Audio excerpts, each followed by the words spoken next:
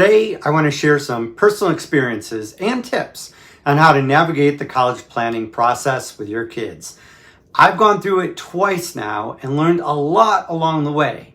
It can be pretty overwhelming as part of the journey, but with the right approach, you can really help your kids through the process. So here are my top 10 tips for parents in the college planning process. Tip number 1 is put yourself in the best position to be a trusted guide by getting to know the criteria for various schools. When I went through this process with my first son, it didn't take long to realize how much there was to learn. If you're a data-focused person, check out the Common Data Set Initiative. It's a standardized set of data that colleges provide about their admissions, financial aid, and student life. It's a great source of information that can help you understand what different schools are looking for from academics, extracurriculars, personal statements, and more. And outside the common data set information, talking with other parents and learning from them is really helpful. Tip number 2 is determining the best fit.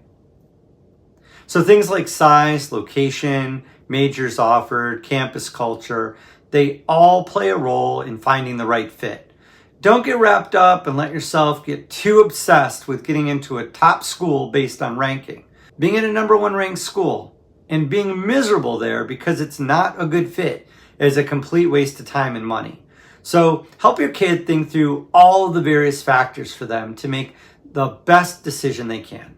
Tip number 3, it's important to encourage your child to apply for a range of schools where they have a realistic chance of acceptance. Because it just doesn't make sense to get your hopes up on getting into Harvard when you have a C average and average test scores. So be familiar with the concepts of safety, match, and reach schools. Tip number 4, look at the overall value proposition. Is it worth spending the money on the school that you're considering? This is a big one for just about every family. You have to weigh the cost of each school against what it offers. Sometimes a more expensive school doesn't necessarily mean a better education. It's important to look at factors like class size, student to faculty ratio, and job placement rates after graduation. You can also Google for things like best value schools to get a sense for what I'm talking about here. Be clear about your budget and the potential return on the investment. Spending a lot of money and taking on a lot of debt for a post-college job that doesn't pay a lot may not provide the value that you're looking for. Tip number 5, be realistic about how much merit and financial aid you might receive. Don't assume you're going to get a lot of financial aid. Research each school's policies and have honest conversations about what you can afford. Just because your kid is a straight A student, it doesn't mean schools will be ready to hand over lots of merit aid that doesn't need to be paid back. Even if you receive financial aid in the form of loans, you may not want to take on all that debt if you can find a less expensive option somewhere else. There are many sources for money out there, and you need to be realistic about how much schools will reward and how much debt you're willing to take on. Tip number 6, understand how much these schools cost. Most school websites are very helpful in highlighting all the costs related to schools, including housing, dining, books, and even some travel-related expenses. To help you compare and contrast costs between schools, use something like a spreadsheet so you can easily view the expenses. The last thing you want is unplanned expenses that you didn't budget for. Tip number 7, strongly encourage your rising high school senior to get as much done during the summer as possible. The summer before senior year is a great time for your child to get ahead of the college process by visiting campuses, working on applications, and even starting their personal statement for the Common App.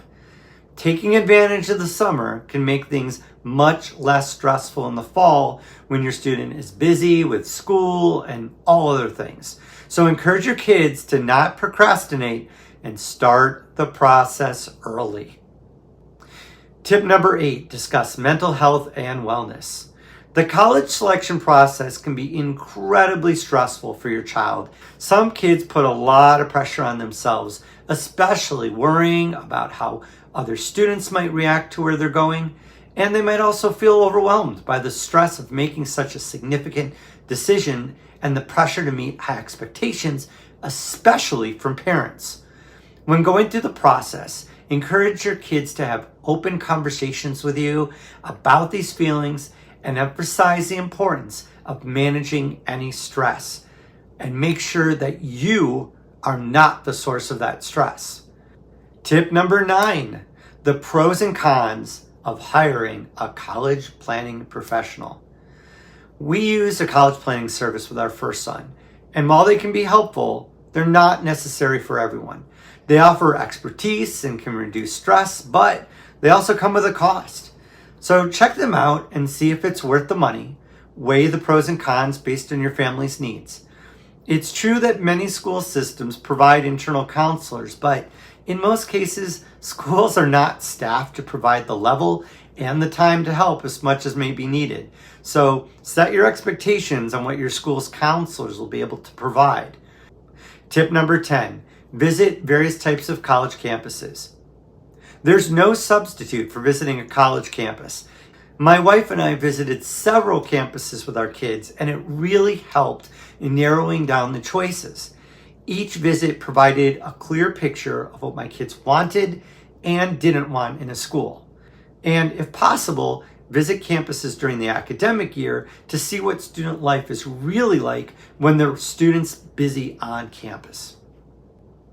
So that's it. Those are my top 10 tips to help parents navigate through the college planning process.